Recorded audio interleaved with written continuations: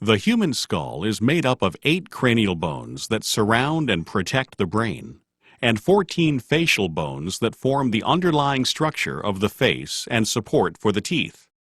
With the exception of the mandible, the bones of the skull articulate with each other through joints known as sutures. Throughout the skull, holes known as foramina serve as passageways for blood vessels and nerves. Bones on the surface of the skull encase the brain, protect sensory organs, and serve as attachment sites for the muscles of the head and neck. These bones include the occipital bone, parietal bones, temporal bones, and the frontal bone, as well as the nasal bones, the zygomatic bones, the maxilla, and the mandible. Other bones become more visible only when looking inside the skull.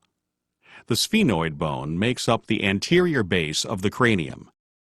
It is a butterfly-shaped bone with a central body and 2 pair of laterally projecting wings. These wings form portions of the orbit.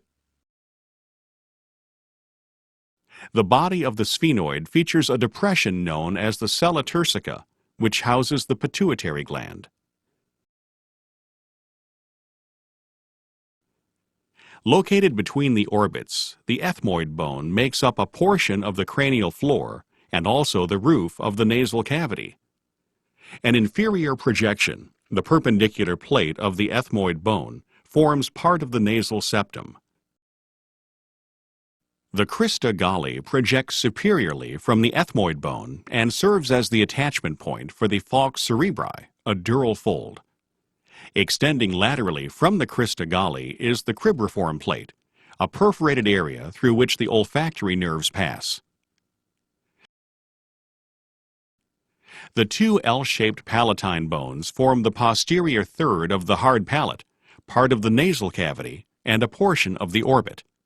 The small, thin lacrimal bones make up the anterior portion of the medial wall of each orbit.